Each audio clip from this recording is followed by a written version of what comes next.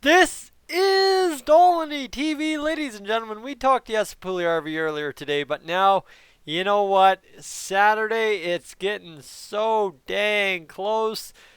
I mean, I have no clue what my Saturday is going to look like. My vehicle just went bum up on me, so, you know what? We'll figure out where we're going, what we're doing on Saturday, but I can tell you for sure I know what's going on 1 p.m. Saturday afternoon right here in Alberta. Oh, it happens to be happening up the road, the QE2 in Edmonton, Alberta at Rogers Place. The Oilers face the BlackHawks in game one. And you know what? Oh, man, it's that close, right? That's what I'm saying.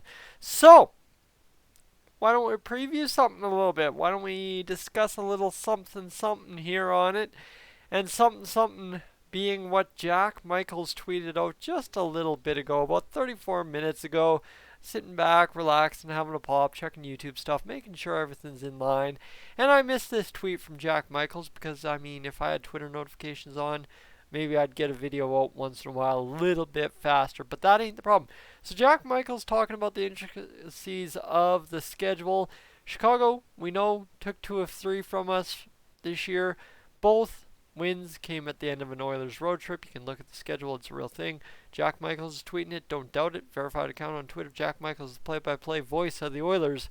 Just letting you know where I'm getting my information from. One after a 5-0 overall start, including 3 on the trip, and 1 after the Oilers had already won at Nashville, Dallas, back-to-back for only the 3rd time ever. Now, the second half of what's not mentioned in that Dallas-Nashville back-to-back, yes, those were on the road.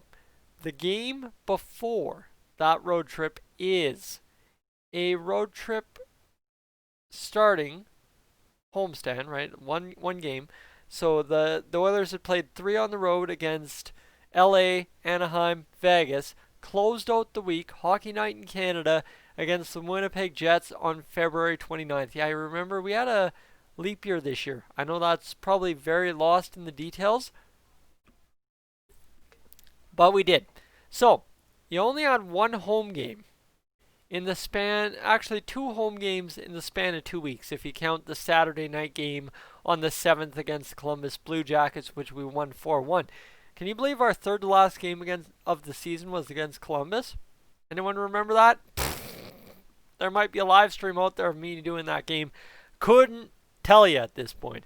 However, so yes, the Oilers, they went on the road in that whole sequence. They won 3 out of 6 on the road in those 2 weeks.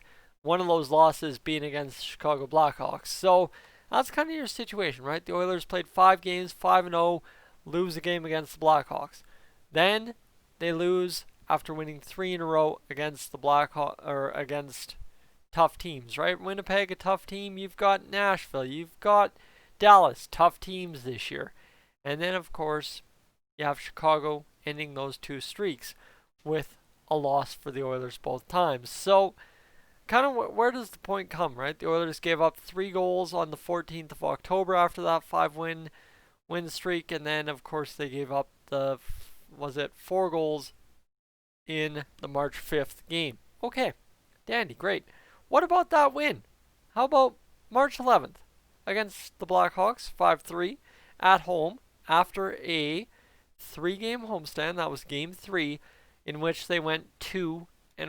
They won against Nashville on the Saturday. Then, back the Thursday prior, lost 6-3 against San Jose before winning the next Tuesday against Chicago 5-3.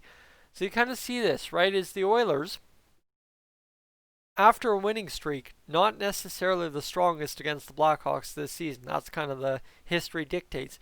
Yet on a 1-game win streak, we were good. So what am I extrapolating here is just maybe a little bit of the wins comes out of the Oilers' sails after a little bit of an extended go, either on the road or at home, or in terms of a win streak, and then they lose. And I mean, every team is due to put up a stinker after a good winning streak, right? 3-game winning streak for the Oilers, that's a pretty good winning streak. You know what? Realistically, the past few years. 5 games, it was an incredible start to the year. And everybody couldn't believe the Oilers would do anything this year after it, and they still did it, so let's go, right? What am I talking about? But that's kind of where this whole play-in playoff series becomes a thing, and I think that's what Jack Michaels is trying to point out, is the fact that the way it goes after everything for the Oilers, especially because, right, road trip and stuff, they have no road trips to do here.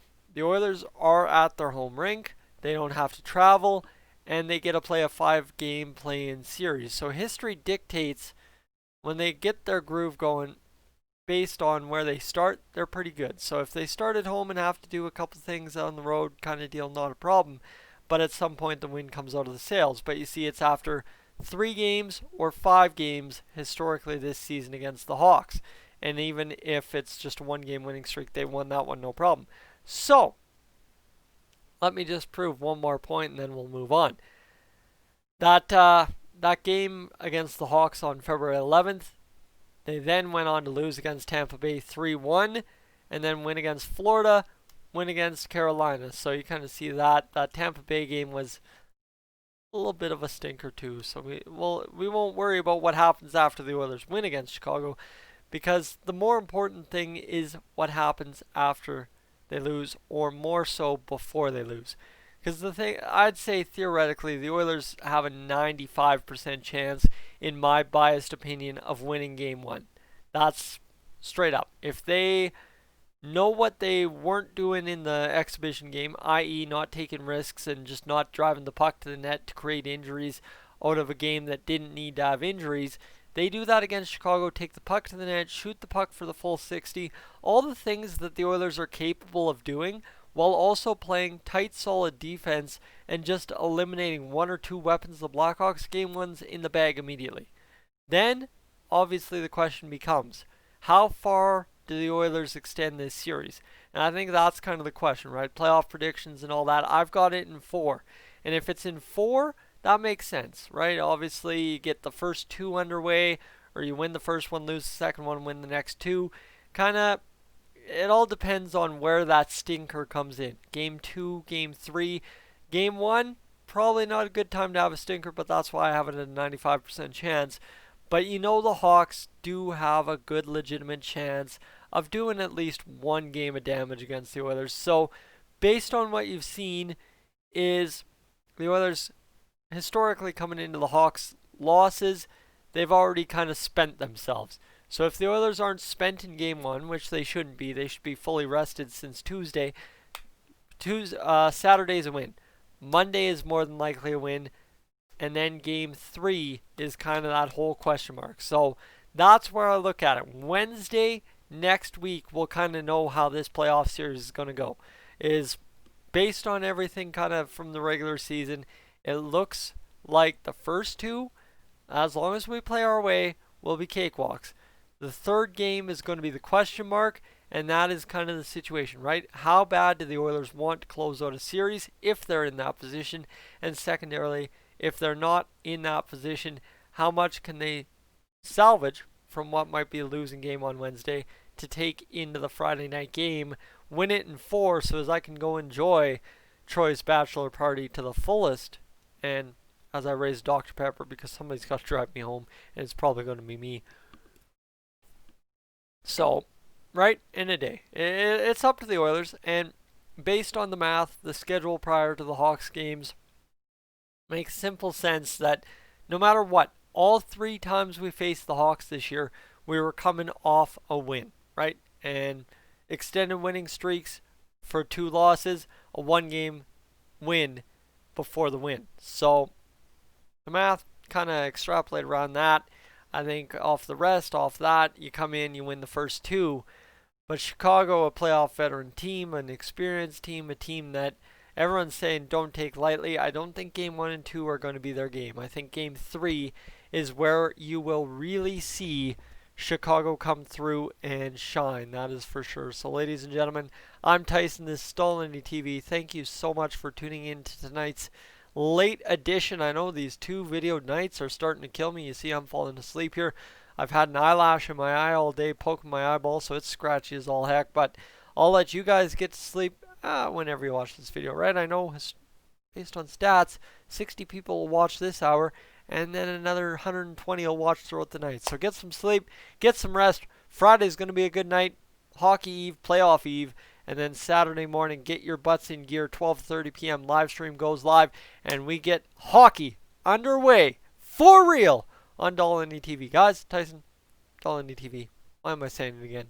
I'm up on out of here.